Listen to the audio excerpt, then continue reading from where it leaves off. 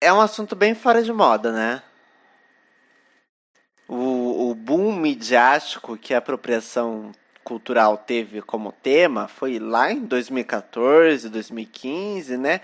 E como tudo hoje em dia, ele se esvaziou e logo foi deixado de lado. Claro que ainda tem discussões importantes acerca desse assunto. Eu acho que de todos os temas que eu trouxe para o Microcast até agora, ele é o menos bobagem. Ele não é uma bobagem. Esse que é o negócio. Então não houve um esvaziamento completo do sentido de apropriação cultural. Mas o que muitos de nós ficamos conhecendo lá em 2014, 2015 como apropriação cultural foi só uma casca vazia e superficial do que realmente é. Em termos simples, Pinheiro vai nos dizer que a apropriação cultural é um termo, abre aspas, conceitualizado pela antropologia, procura definir o ato de se utilizar ou adotar hábitos, objetos ou comportamentos específicos de uma cultura, por pessoas ou grupos culturais diferentes. Fecha aspas. Mas logo em seguida ele vai ressaltar que o termo implica uma complexidade muito maior do que tão somente é nomeado nessas palavras. Isso é, ele compreende que símbolos, vestimentas, hábitos e outros elementos culturais nem sempre são apropriados só por um bel prazer do ser humano, porque é a ordem natural das coisas, isso acontece. Nem sempre assim. Também acontece de ser uma estratégia ou consequência de um sistema de dominação. Ou seja, o que estamos querendo falar aqui? Não é à toa que o samba ou o carnaval se tornam elitizados, mas é porque eles são passíveis de se tornarem produtos vendíveis. Então não é só por acaso que a elite toma conta disso, é porque eles se tornam vendíveis. Não é pelo curso natural das culturas que a elite esvazie símbolos tradicionais indígenas, por exemplo. Mas é por causa do paradigma da dominação que transforma na mente da elite o indígena e a sua cultura em nada além de coisas. E como eles só são coisas, eles não têm significado e nem importância.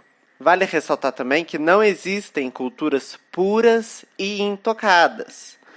Por exemplo, um exemplo ilustre, a Umbanda, que se valendo de elementos africanos trazidos da diáspora, de saberes indígenas e de um sincretismo cristão, ela é meio que uma apropriação cultural de várias tradições herdadas, impostas e assimiladas.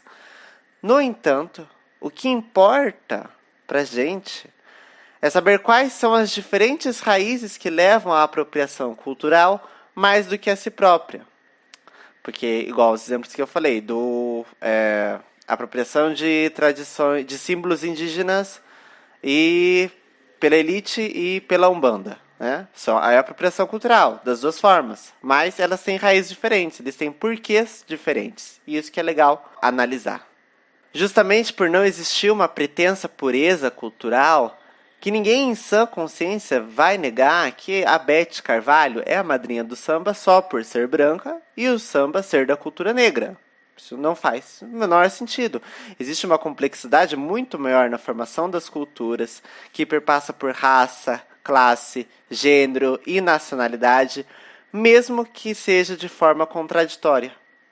Justamente a problemática da apropriação cultural, em termos sérios, é colocada por Pinheiro como, abre aspas, não é o ato de usar turbante que ofendem esses grupos, mas o fato de usar o turbante sem ter consciência de que para muitas comunidades o significado do turbante se mostra para além da estética, possuindo um valor simbólico no âmbito da religiosidade, de crença ou de posição social dentro dessas comunidades. E mais ofensivo ainda é utilizar-se desse símbolo para fins econômicos, como mercadoria ou valor de troca.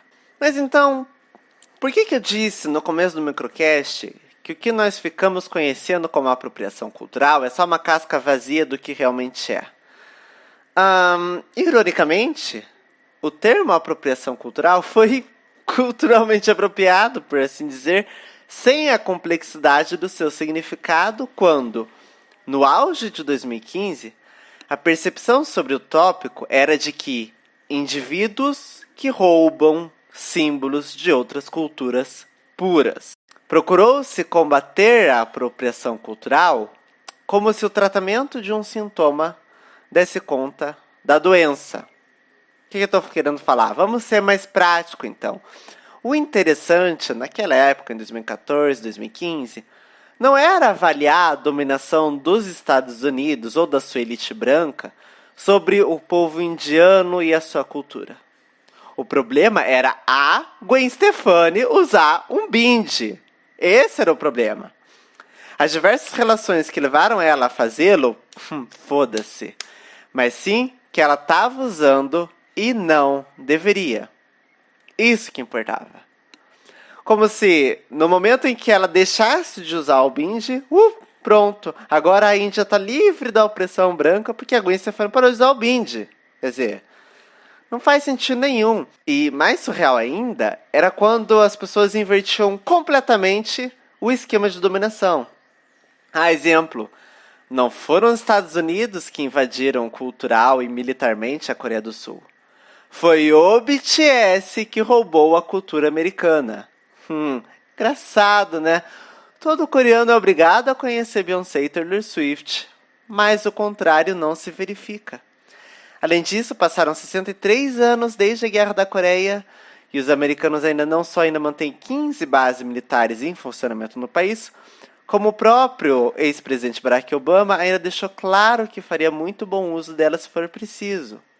Mas, não, é o BTS que está desrespeitando os americanos. É óbvio que é o BTS. Enfim, reitero, no entanto, que assim, as pessoas que se ofenderam com a Gwen Stefani usando o bindi ou com o BTS roubando hip hop, elas estão no seu pleno direito. Beleza, você pode se ofender com o que quiser. O esvaziamento da questão está em o que você faz depois da ofensa. Depois da ofensa, o que você faz? Você questiona as bases, os diferentes tipos de relação que levaram à apropriação cultural? Como você se envolve com aqueles símbolos? Que reflexos isso tem a curto e a longo prazo? Você se pergunta tudo isso? Ou você se ofende por se ofender, xinga, censura, bloqueia e finge que nunca existiu? Esse foi o Microcast.